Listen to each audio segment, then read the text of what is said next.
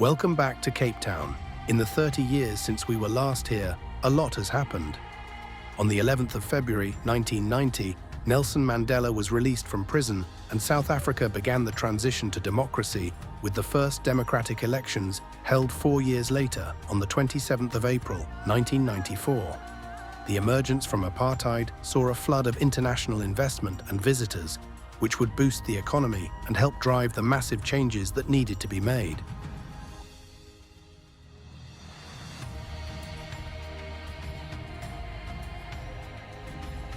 Never, never, and never again shall it be that this beautiful land will again experience the oppression of one by another and suffer the indignity of being the skunk of the world.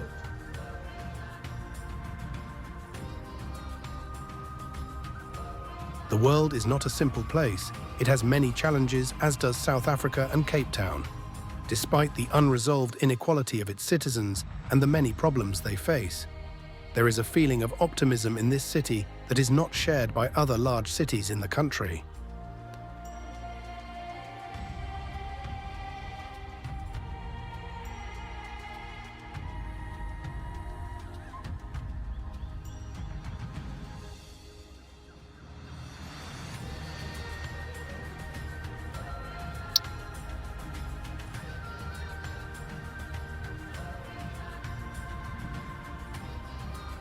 Cape Town's elevated freeways were designed in the 1960s.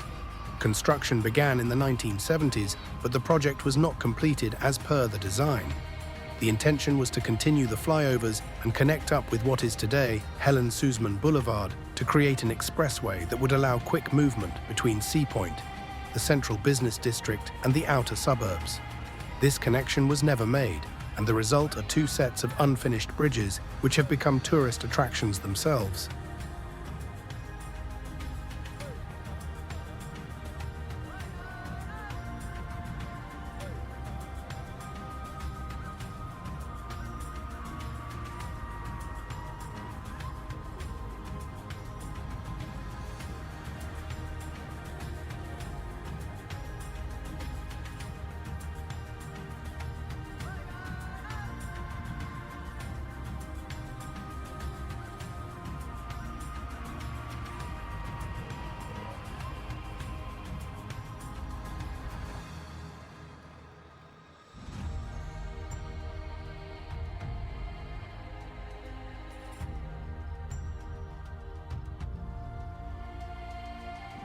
Since the massive expansion of the port during the foreshore construction project, the smaller existing harbour was falling into disrepair. Its facilities were outdated and could not handle the larger ships now in circulation. In the late 1980s, it was decided to regenerate the old docklands and create a waterfront with shops and restaurants. The result has been spectacular, with the Victoria and Alfred waterfront, now one of the top tourist destinations in the country. The development spans 23 hectares and attracts 24 million visitors per year.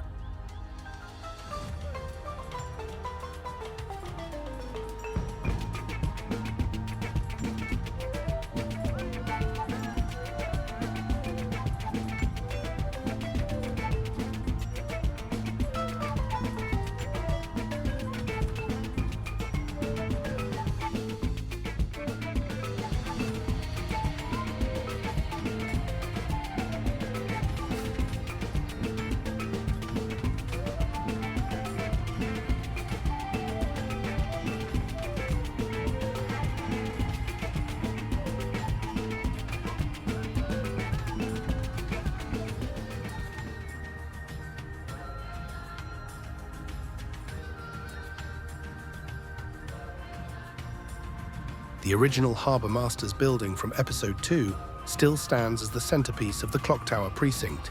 The old grain towers have been completely renovated and are now the Zeitz Mocha complex, housing an arts museum and hotel.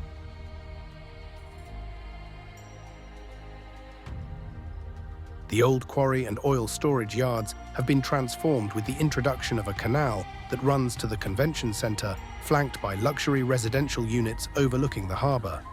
In this area is also the Two Oceans Aquarium, which highlights the city's unique location near the intersection of two very different oceans.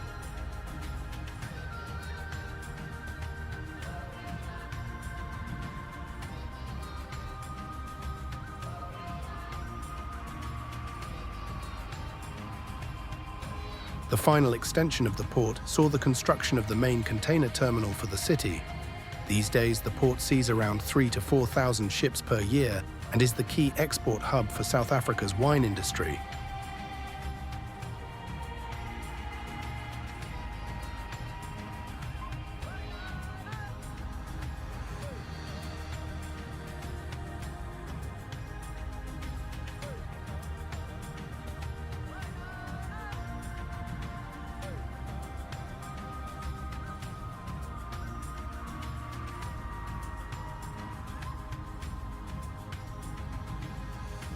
The Koeberg nuclear power plant was commissioned in 1984 and is the only nuclear power station on the continent. It is located 30 kilometers north of the city and generates 1,800 megawatts of electricity. It was the first of its kind in the world to be designed to withstand a magnitude 7 level earthquake. Aside from one notable incident involving a loose bolt, the station has had a fairly uneventful service life.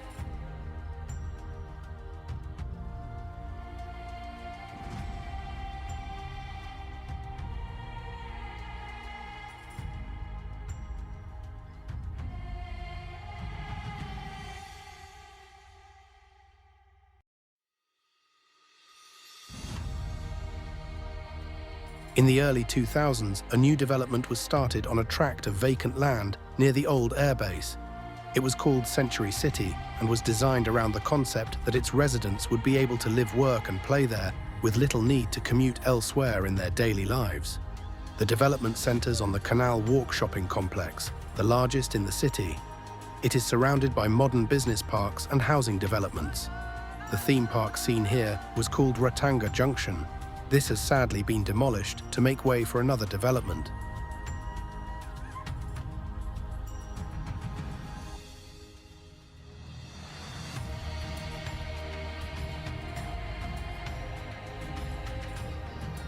The Cape Town International Convention Centre, or CTICC, was opened in 2003 and has greatly enhanced the city's plan to attract international investment and tourism.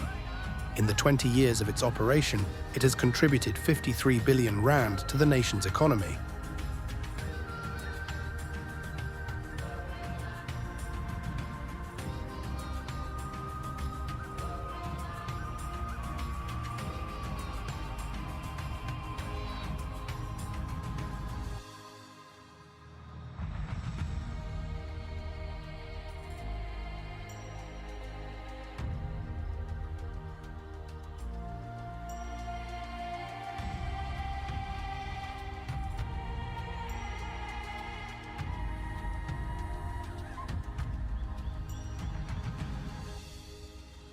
Since the dawn of democracy, the city's population has grown considerably. From 1990 to 2025, the population has doubled to over 5 million residents. This has caused already aging infrastructure to require massive upgrades in order to cope. Here we see the original design of the Koeberg interchange, which was a huge nightmare for locals to navigate at rush hour, with extensive tailbacks resulting from its inadequate design.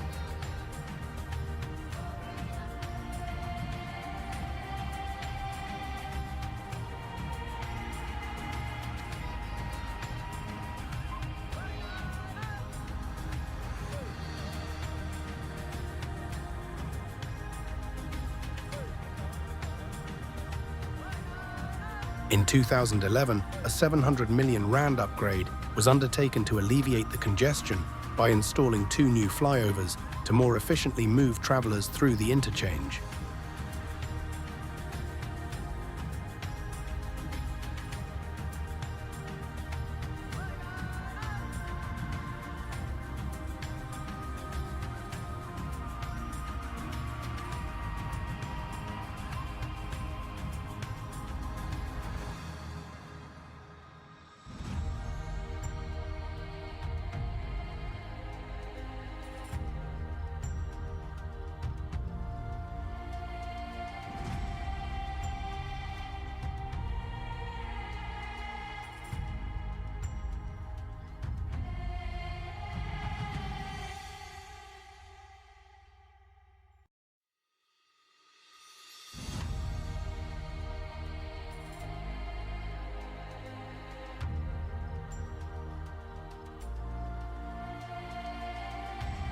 One of the new international companies to take root in the city is Amazon, with a massive site that sits on the old River Club next to the observatory we saw in episode 2.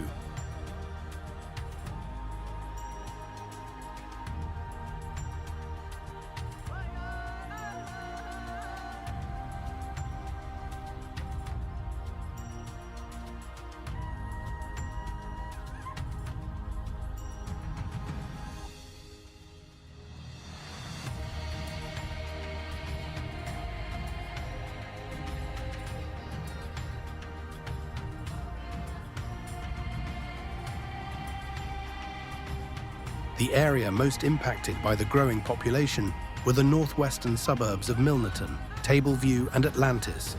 The old railway line that once served them was demolished in the 1950s, and a new method of moving large numbers of people was undertaken with the MyCity bus rapid transport system that was introduced in time for the upcoming FIFA World Cup in 2010. The network has 36 routes with an annual ridership of around 20 million.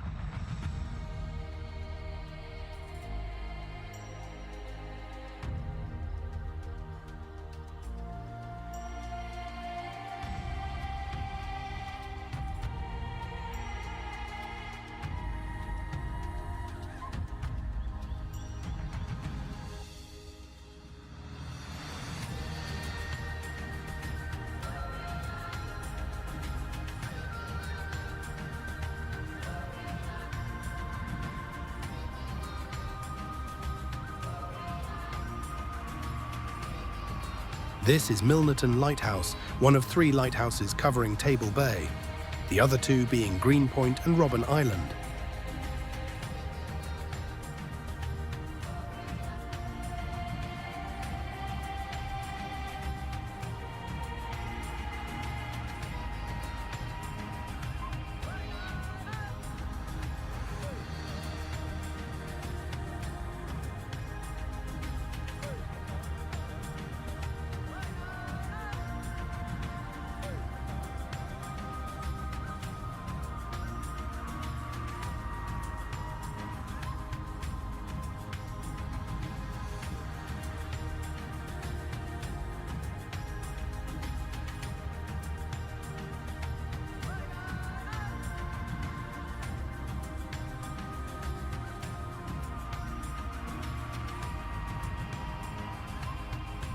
It's now 2010 and the Football World Cup is being hosted by South Africa. The Cape Town Stadium was located in Greenpoint and fans could take a MyCity bus to the station, but most preferred the festive experience offered by the Fan Walk, a system of pedestrian pathways and bridges linking the stadium to the city.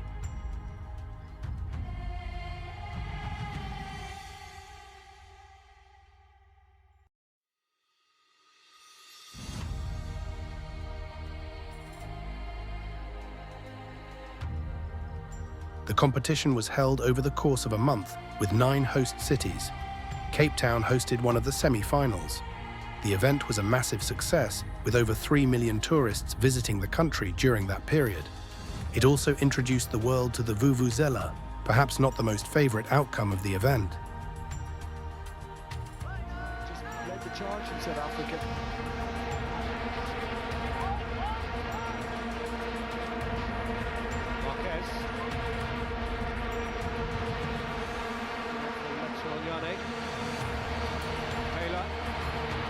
It's a really good ball. It's Shabalala. Goal! Bafana, Bafana! Goal for South Africa! Goal for all Africa!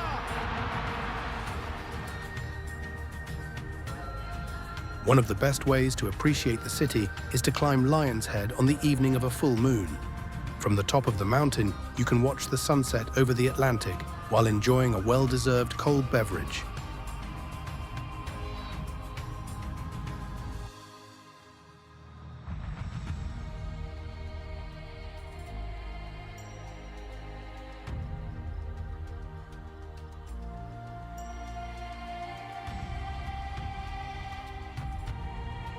As the sun sets in the west, you turn around now to watch the full moon rise over the distant mountains.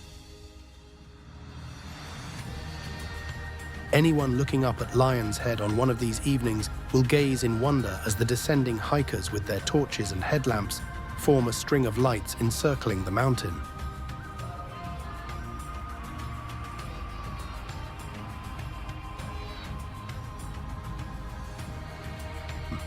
Thank you for watching this series. I hope you enjoyed it as much as I enjoyed making it. Thank you to everyone for their feedback and well wishes. It is much appreciated. Until next time.